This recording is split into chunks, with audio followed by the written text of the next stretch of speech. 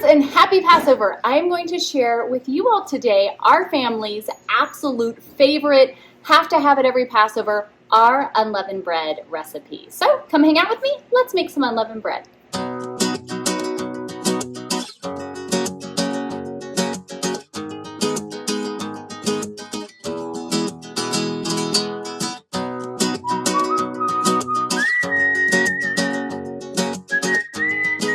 I'm Heidi with Heavenly Minded Home, and welcome back. We have videos coming out each and every day, and we have been talking all about Passover. So Passover began last night at sundown. You have Passover, and then you go through 7 days of unleavened bread. We have first fruits coming up on Sunday, and the just importance of all of this is that these were the days, the appointed times that God set to point toward the Messiah. Even better in all of that is not only do they point toward Messiah, Jesus, the one and only Son of God, but they are fulfilled by Messiah, Jesus, the one and only Son of God the Father. And so seeing the death, burial, and resurrection fulfilled here in the spring feast, and then looking forward to Christ's return and the institution of the millennial kingdom and all of that with the fall feast, it's just such a wonderful study, such a wonderful topic, something that as followers of Christ is just so cool every year to just look forward to and appreciate and take part in. So we've got a study going on right now. You guys can check that out up there. We're looking this month, not only have I done studies about what are these days, how do they point to Jesus, how did he fulfill them, how do we celebrate them, but this month we're focusing on the redemption, right? God's Passover plan from the very beginning and celebrating that as a family. So our kids, we've been loving it. We've got sermons we're watching, videos of these literal places in Israel that we're watching. We're doing a prayer journal each evening, going through all 4 of the Gospels. It's been a wonderful time this month. We've greatly enjoyed it, and you guys should come over and join us. That's the why we're doing all of this. Let's talk about making unleavened bread. So we celebrated Passover, had our Passover Seder. I'm going to share a vlog with you guys tomorrow for that. So be sure when you subscribe, turn on those little bell notifications so that you see how we spent our Seder. We also have a really cool thing that I'm so excited to share with you guys that we had sent to us from Israel. So I'm going to share that with you all and how you guys can get one as well. Very, very excited for that. But now we're in this time of unleavened bread, and we see biblically God give this example when the Jews, right, it's all in the Exodus account and how he calls his people to leave Egypt, and he tells them, like, you're in a hurry, you need to make bread with haste, like there's no time to sit around and let it rise. I know for me, I have my sourdough starter. I love using my sourdough starter and cooking with that. It is a process, right? Like when you don't have the little packets of yeast and you're relying on something like a sourdough starter, you can't just whip up a loaf of bread. That's not how it works. I gotta think, I gotta plan, I gotta pull the starter out, I gotta make sure it's fed, I have all the things I have to do. It rises all night long, there's a whole process. And so I think when we remember just what a process things like that have been throughout all of time, contrary to, modern things, but he told them to hurry. You're going to make up some food because you're getting ready to travel, but you don't have time. You got to chop with this. We got to go. And so you see the practicality of why unleavened bread.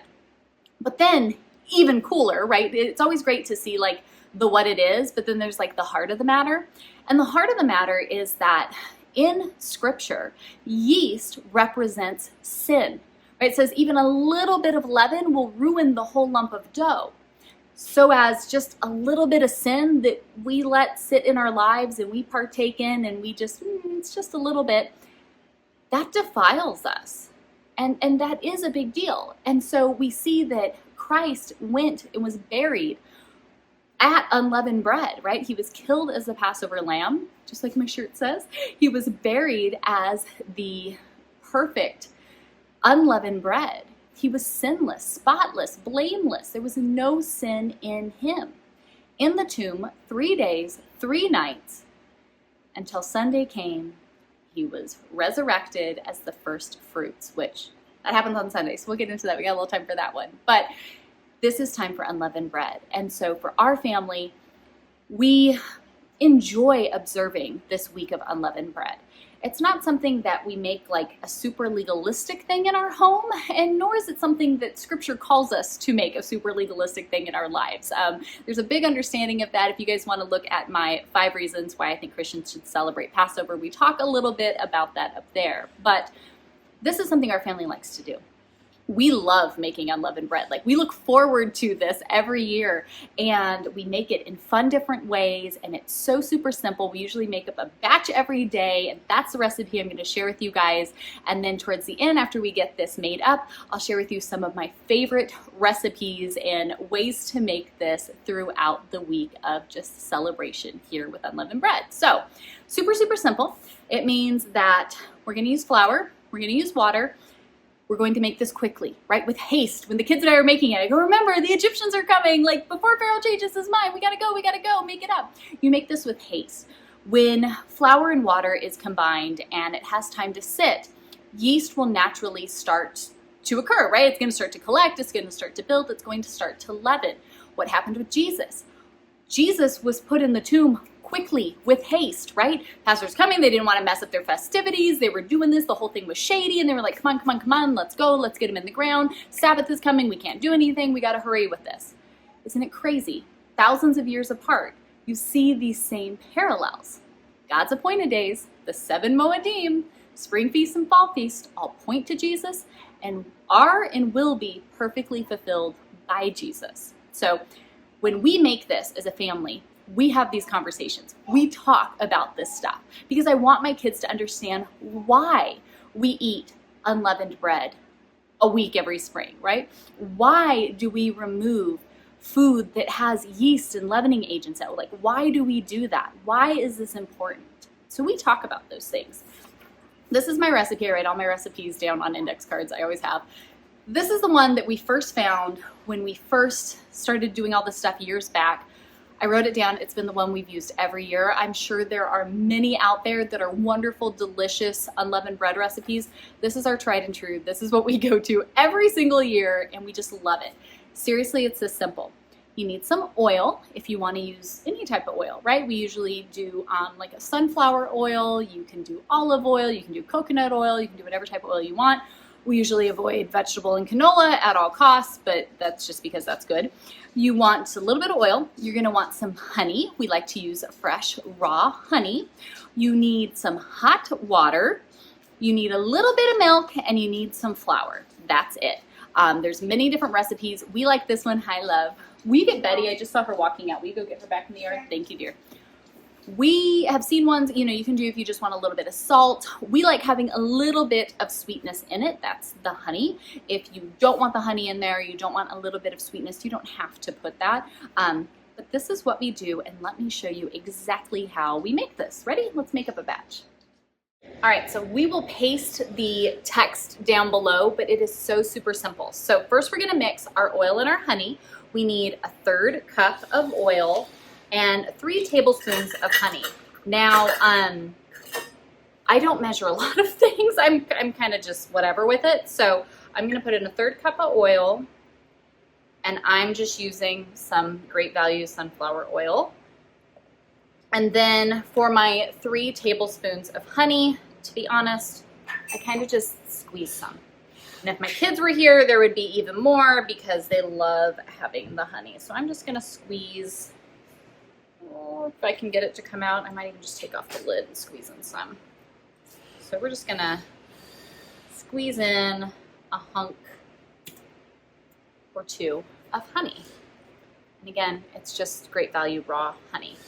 All right, so let's go ahead then, and I'm just gonna take a spoon here, just kind of mix the honey in with the oil a little bit so that way you break it down, especially mine. You know how honey crystallizes, it gets kind of wonky in there.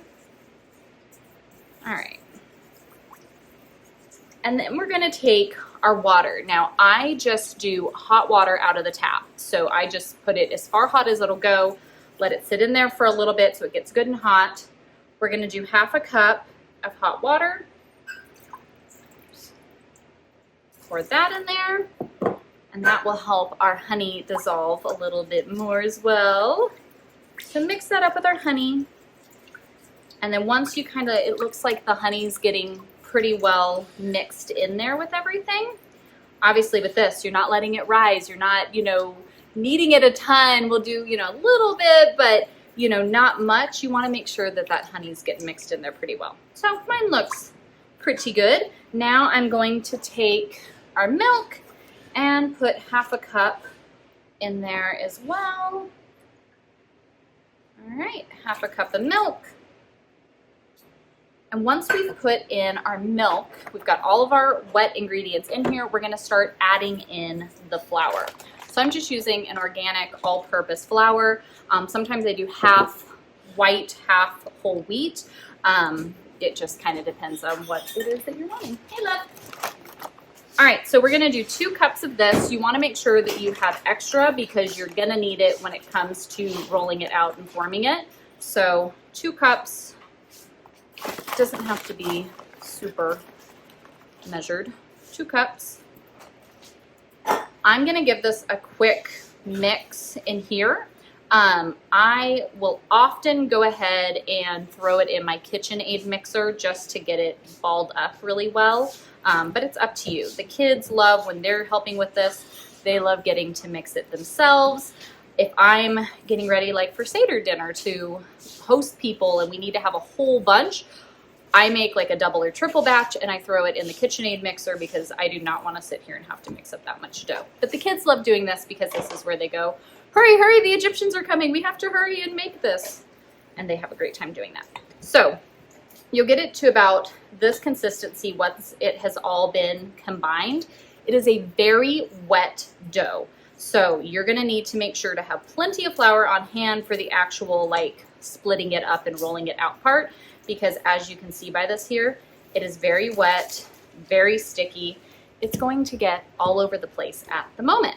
So let's go ahead and switch over here. I'm going to thoroughly flour my surface, and then we'll go ahead and take this dough, flip it out on it, and start getting it to a place where it's more almost like a Play-Doh where you can work with it, pull off chunks, and we'll flatten it and get it ready to be cooked. All right, make sure when you do this, rings off, things like that, you're going to get dough stuck to everything. I'm gonna go ahead, flour the surface. I just clean off my counter.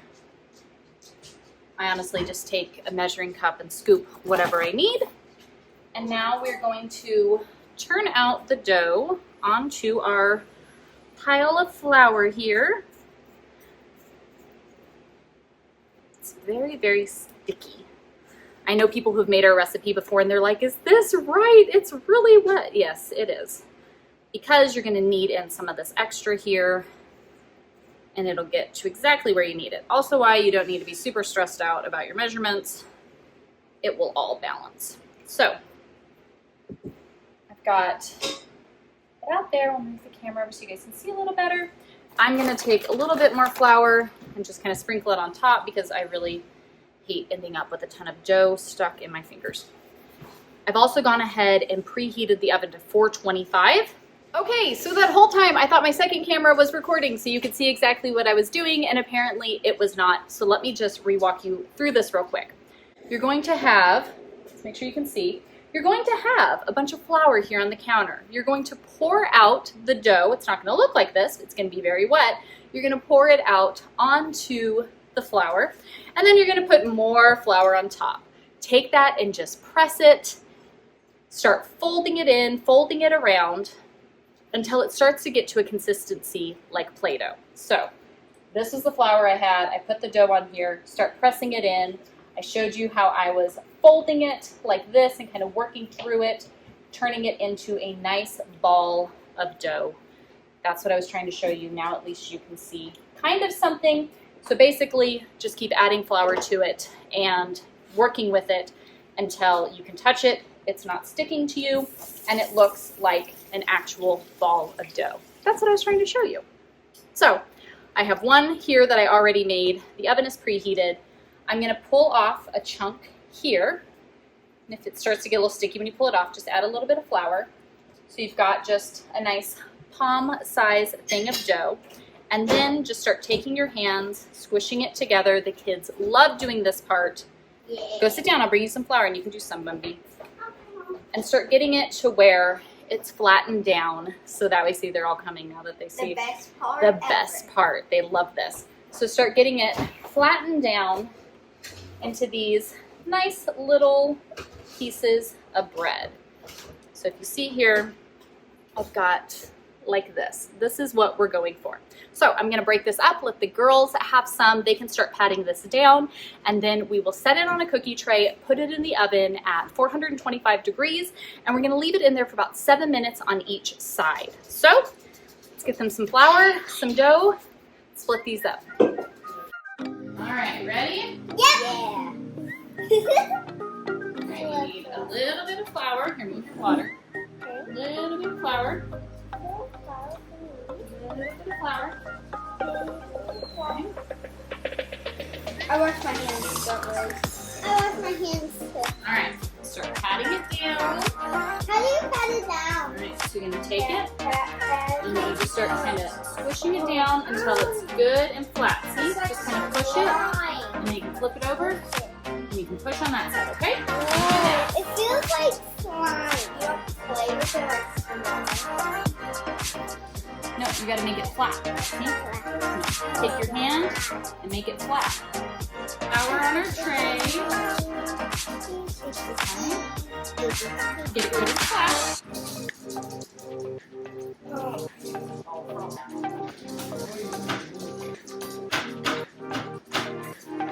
Alright, now get this one good and flat. Flatten yours a little bit more, Judy. That's too thick. Too thick. So you want to make sure it's not too thick, because if it's too thick, it's not going to cook well and it'll still be doughy. So you want to... Should I add more flour? No, it's okay. If your hands aren't sticking, it's good. So you want to flatten it a little bit more. Good job.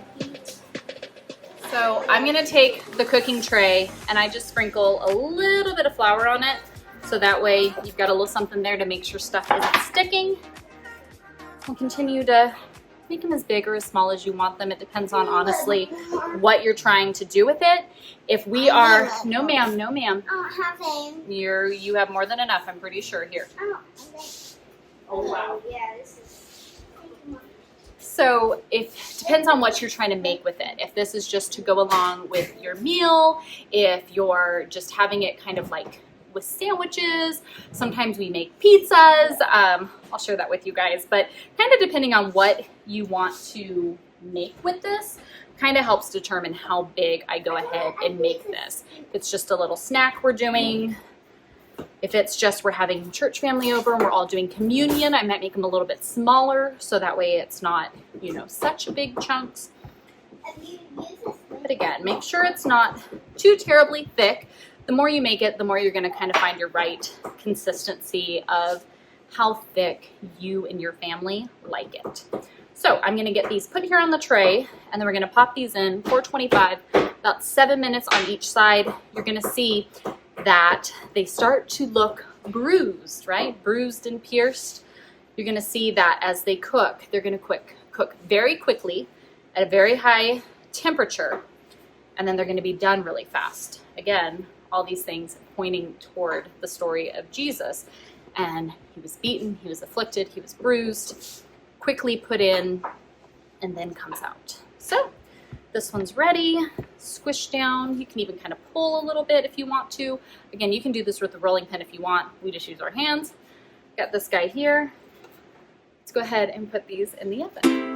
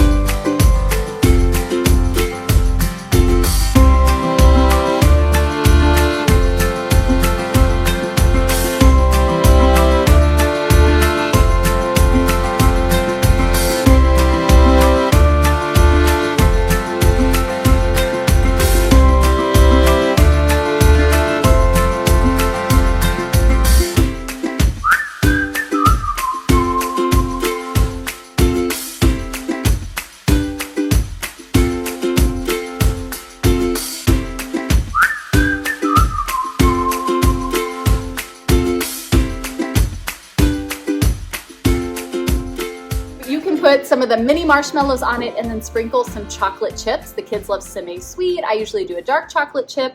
You can sprinkle a little bit of that on there, and if you're doing thin ones and you kind of want to fold it like like a tortilla, you can kind of fold it like that. Or if you have the thicker ones, you're just kind of doing a couple on it, you can melt it, even put a second layer on if you want that much bread. But you can put some marshmallows and chocolate chips on it and melt them a little bit, and it's like having a s'more. So that's another fun way to kind of have a little sweet treat here using our unleavened bread. So this is how we make it. This is our favorite. It's so good. And now we are all sitting here ready to eat some unleavened bread. I pray you guys are having a wonderful time here with Passover unleavened bread. First fruits coming out. Of course, come over and join us for that study. We're really enjoying digging into all of that together as a family. If you guys want a little something else to watch, might I recommend this video up here? Be sure to subscribe, tap the little bell notification before you head out.